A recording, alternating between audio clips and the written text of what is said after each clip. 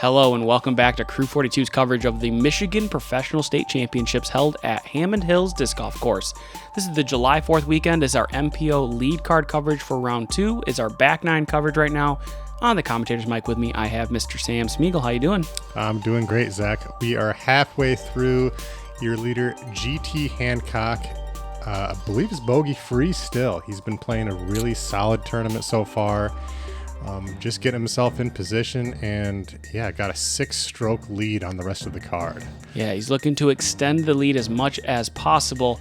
Starting off on hole 10, what's the recipe for success here? Throw your favorite putter dead straight. Try to miss all these little trees. There's a clear path to the basket. Land at the base of the little hill. Make a putt.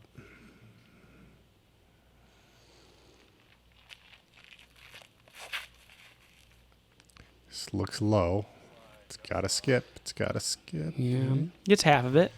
A lot of times you'll see people who throw too low get caught up on that hill, have themselves a long circle too.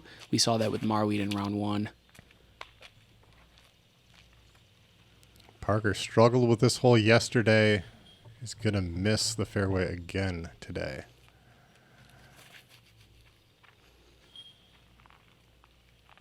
He's got to miss those last 2 on the right, but you're well within the circle there.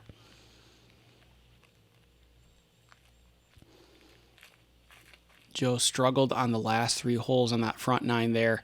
Had some rough positions and rollaways, but he is looking to pick things up here on hole 10 as he is in Park City, closest and CTP out of the group.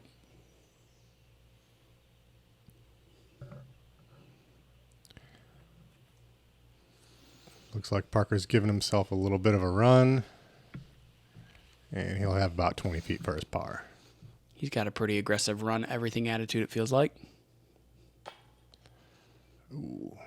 Edge of circle, GT leaves that one just a little bit short.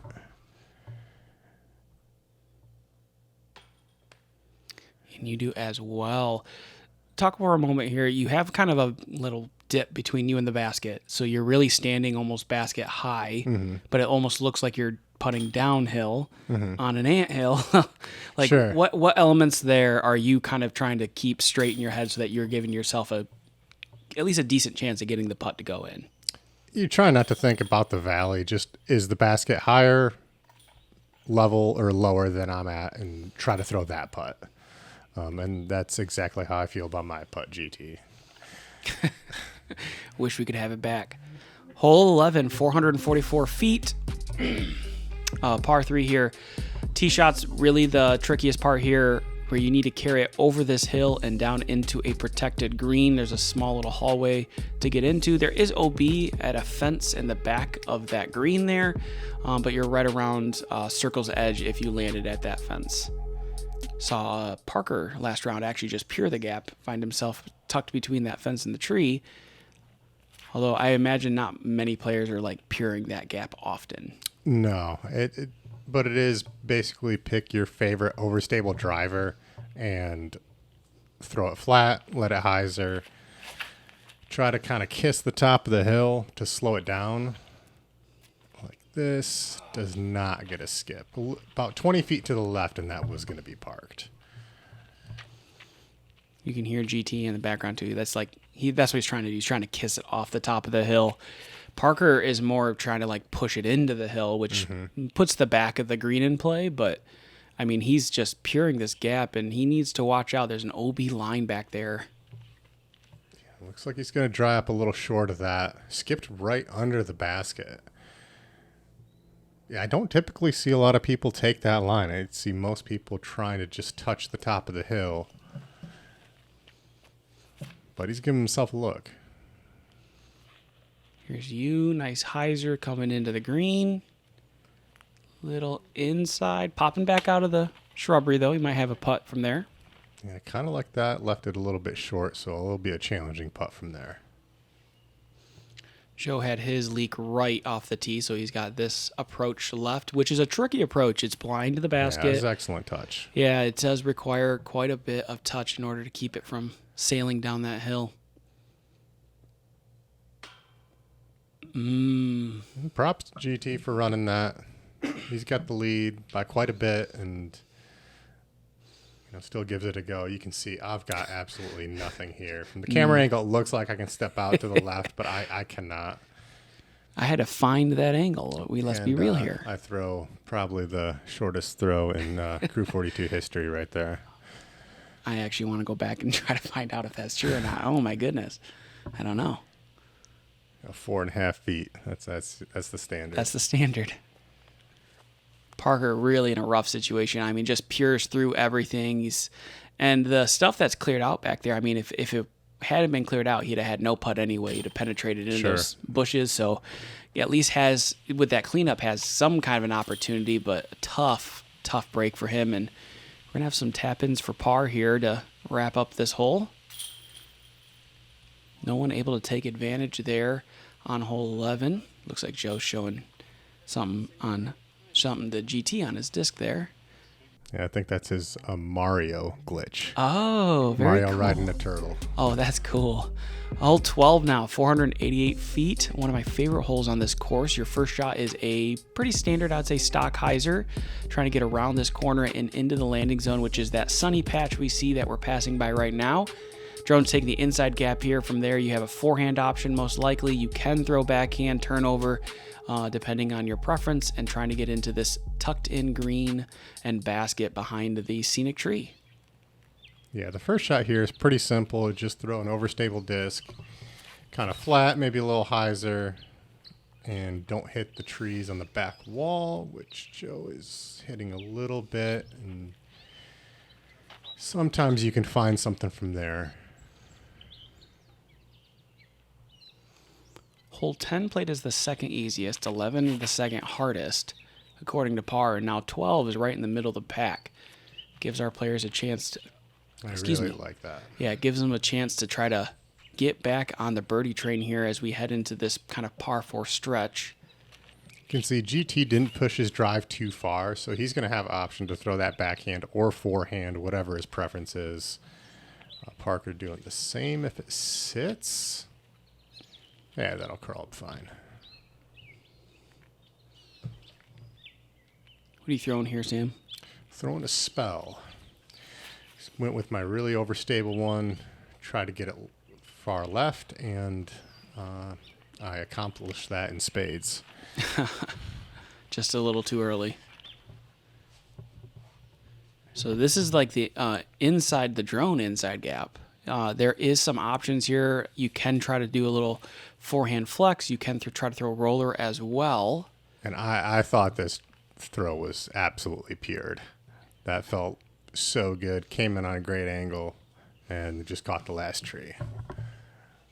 I was really happy with that from where I was at. Here's Joe from way back. Incredible shot. And we can't even tell how good of a shot that is from where we're at. Everyone's until blind. we get up there and it's basically parked. Parker in a good spot, little turnover. He's got to miss the tree, and it does.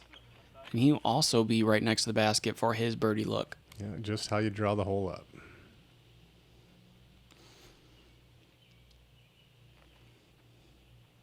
GT looks like he might have turned this one over a little too much, but gets plenty of ground action. He's going to be in the circle.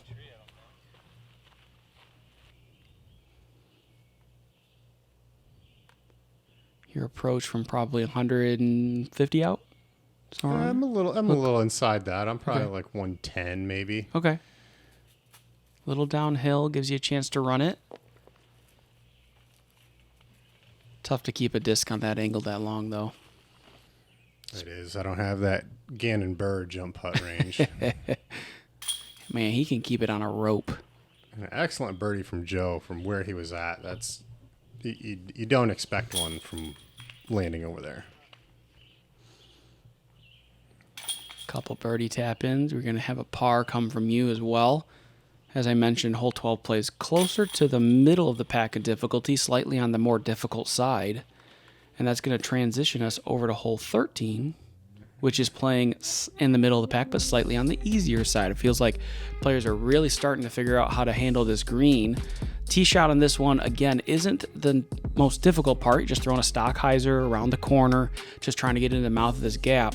What is the difficult part about the approach here, Sam, that makes this hole have teeth? Well, you've got a little bit of a low ceiling, and then if you're not in a good position off the tee, you have to hit a gap to get it up to the anthill, and then really just kind of controlling the pace and angle of the disc so you don't hit the hill and roll away.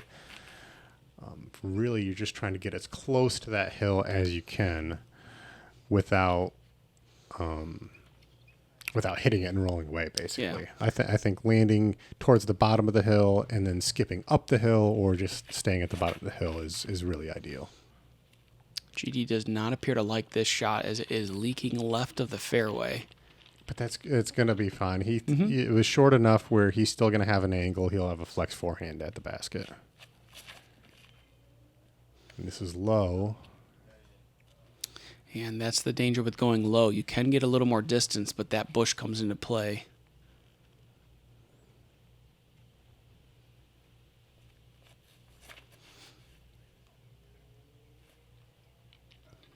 This needs to sit down, also leaking left. And you'll be in the short grass, though, so you'll also have an angle to the basket from there. Parker's getting annoyed by Bug. Is ready to go anyway. He does not get through. And that's one of the problems when you're not in position, you're a little short, or if you're a little bit too far left, then those gaps get a lot tighter the further away from the basket you get. Joe does a nice job, gets to the front side of the hill.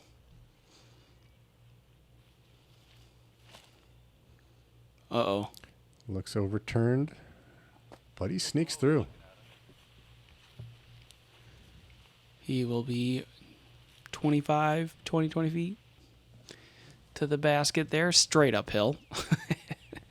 Just vertical. Going to a knee for you. Oh, and you catch one of those last guardians you're trying to sneak around. If you had the choice, would you rather be on the right side of that anthill or the left side if you're trying to because I see some people kind of hyzer in early. Oh, good run from Parker there. They'll hyzer in early, land on that right side of the anthill, opposite to what we see from the camera perspective here. And other people trying to kind of dig into the hill and end up on that left side. I would rather be inside the circle. That's the best answer I've heard ever, maybe. Holy smokes, yeah. Yeah, I don't think there's a favorable or unfavorable spot on this green. You're basically throwing straight uphill no matter what. Good putt from you for your par. GT trying to match this for a birdie, though. Gets his to go. This GT has a little bit of a combo between a straddle and a staggered putt. Mm-hmm.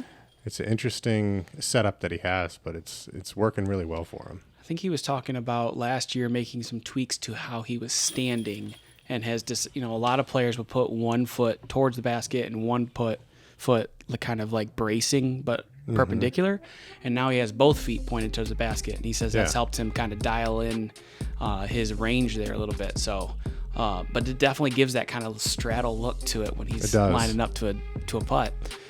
Hole 14, you talked about this in the round one, at least, that the trick with this basket is trying to get left enough. You think you do, and then you're not close. And then you don't. And this is so far right. It's just not going to carry far enough left to get. You don't even have a putt from there, unfortunately. GT up next. See if he can make the corrections. Wind's picking up a little bit right now. Yeah, we do have what feels like a little bit of a helping wind, but you still have to get the disc high enough and still have to get it pretty tight to those inside trees to get it there.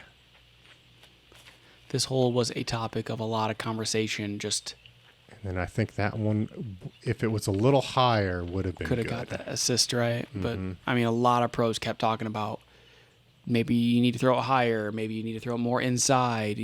I heard Parker and GT talking about it may be more of a pushing hyzer than a kind of a stock sky hyzer and like, this hole should be, in my opinion, it should be one of the easier holes. It's 429 downhill, very reachable, but man, I mean, getting to commit inside there enough to get in circle every time, it's showing to be more difficult than it looks. And what the mistake you don't want to make off of the tee is hitting those early trees. Because if you miss the line to the left, hit the early trees, then you're bringing bogey into play. On a hole that should be a birdie. Yeah. Parker airballs his putt.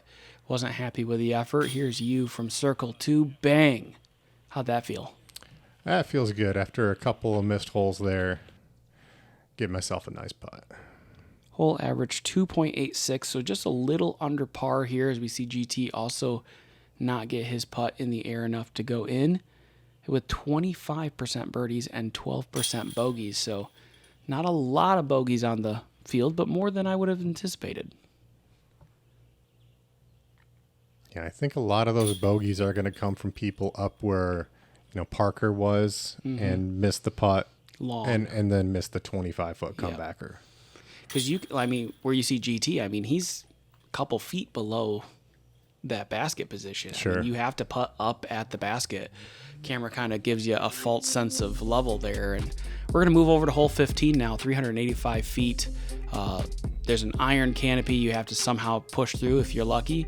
We saw Parker try to go forehand. He missed it a little left, but if you can get that inside gap where the drone came from and then go around the cluster of trees the drone just went through, that seems like the best opportunity you can get for a birdie look.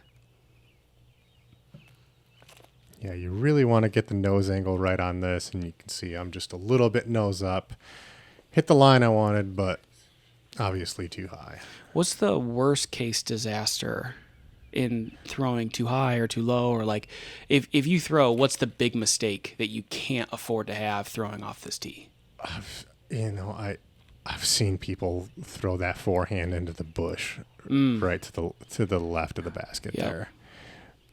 Because that's just right in the line of where you want to throw the forehand. And there's like 90% of you that knows that you're not going to hit it, but then there's the 10% of you that thinks about it. There's GT getting a straight shot, actually basket high. He'll have a long circle 2 look. And this looks great. Yeah, this is what you everything. need. Big skip. Yeah, it was never in danger of hitting a tree. That's the best drive you're going to see on this hole. Yeah, agreed. I don't think many people have that power and ability to kind of forward drive a forehand that far. You're going to be up there putting for your par from about 20. Here's Joe on the right side. Early skip, but not far enough. He's going to be in circle 2. See if he can make some magic happen with a putter. Yeah, there's a couple lanes in there, so he should have himself a putt. Bang. Fantastic putt from Joe. He's going to save his par. Good to see his putter working well for him. Here's GT now with the birdie opportunity. Looks to be about 45. No jump necessary. He gets another birdie. Sometimes when you're just leading a tournament, you just can't miss. It's just chugging along.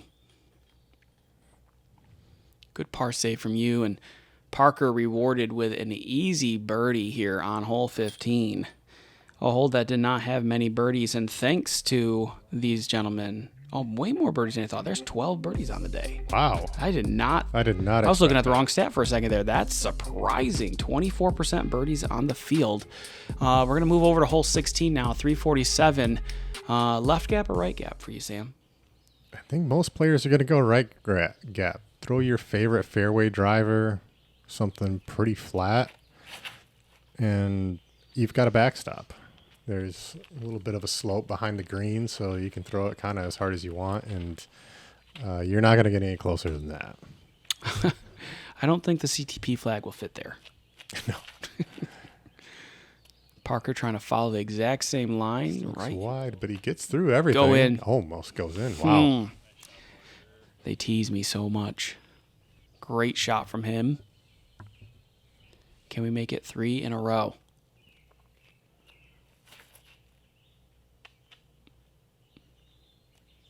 Settle.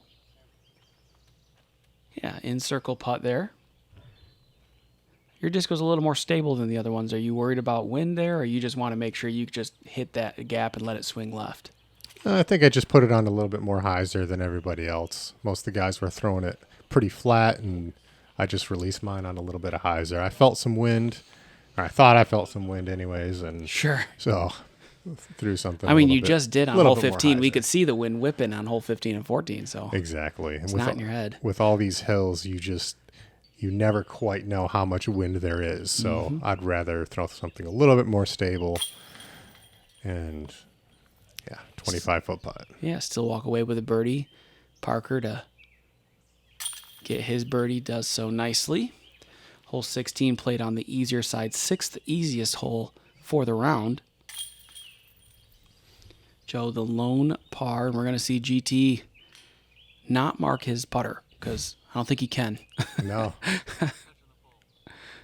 And you could hear him say that right there. It's not touching the pole, so he could have gotten closer. Ah, dang. Maybe next round, GT. Hole 17. Break it down for us here, Sam. What's the recipe in order to get the birdie? You can throw either a backhand slight turnover that fades at the end, or if you've got the distance for a forehand, just push it straight to that back wall of trees and fade behind that last tree in the middle of the fairway. And once again, GT just overturns his drive and gets a favorable kick, so he should have a nice up and down for par. It looks like he's standing up a little bit, like he's trying to force the disc over, but he really needs to throw something flippy that like turns into that gap. Yeah, this hole is kind of deceiving because you've got a valley where it goes down and then it comes back up, but it doesn't come up quite all the way. So I think it plays slightly downhill. But then again, the wind, you just never quite know what it's doing. And it looks a lot easier than it seems to play. Right.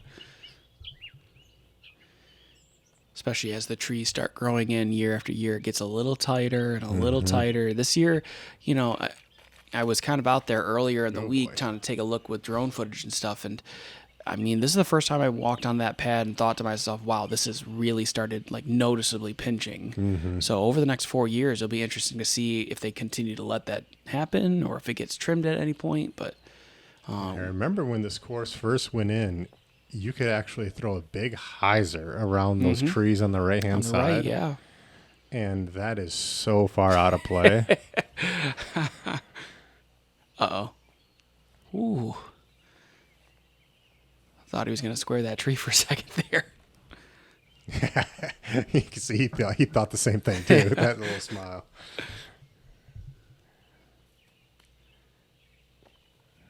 Did not like that out of my hand. Just did not get the pop off of my fingers.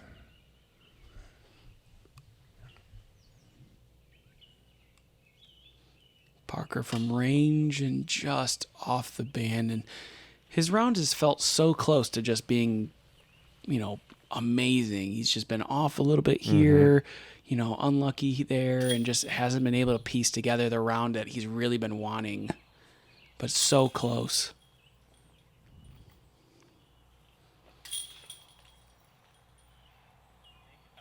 Making sure he doesn't doink another one on 17. I was going to say. Stand up straight. Yeah, that's his only bogey so far in the tournament. He's been clean everywhere else, and he's only got one more to do it for this round to have two spectacular rounds. Hole 18, 299. The hallway shapes up perfectly for a flex forehand. You got Raptor, Firebird, something like that will come back at the end of the flight and skip towards the basket.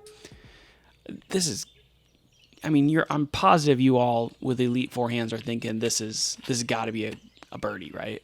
Yeah, you're really expecting a birdie on this one. The fairway shapes up so well for the flex forehand, and anytime you're not inside the circle, you feel like it's a miss. Parker with, in my opinion, a great line, but so low and kind of caught some of that longer grass early. Yeah, probably needed another 3 or 4 feet on that. I make the same mistake that GT does, just overturning it. Let's see if Joe can show us how it's done. And I think he did. Go in. No. Right on line. That's how you do it. Yeah, hits at the base of the basket. He's going to have himself a tap in to finish his round. Here's your forehand approach from a knee.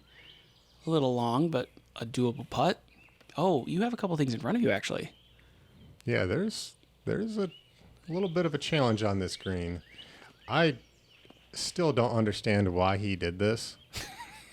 I mean, that's why there. He's comfortable with it. It works for him, but I mean, I feel like there's so many other options I would have chosen before doing that. Parker gives it a great run. You know, it feels like, you know, when Brody came into the sport and you saw him kind of doing hammers and stuff like that, it felt kind of goofy. But seeing GT kind of really utilize that, we've seen a few times now in the first couple rounds, as just a great resource, especially on some precarious, you know, hills where around the green where he's been able to keep the disc settled by the basket. It, you know, as we see further into the future, it might just be a skill set that more players add to their bag to prevent rollaways. You know, I don't know. Right. I don't know if he's worried about a rollaway here necessarily, but it shaped up well nicely for him to scoop right by the basket, and he's going to get rewarded for it. Taking a look now at the scores here, we got GT at 20 down, Parker at 13, you at 12, and Joe at 8. He's caused a separation on the card, but if we take a look at the leaderboard, there's not that much separation as we see Nick Gills just screaming back up the leaderboard with a hot 11 down, Frank shooting 10 down, Austin Bates getting 9 down, and somehow moving down positions but making lead card. Funny how that works. Yeah, tie for third. You know, PGA numbers are a strange thing. If you're not already, please join our Patreon. It's an easy way to support the channel to continue to go out there and making more coverage. Please like, subscribe, hit that notification bell if you haven't already, and we'll see you guys for the final round in just a minute.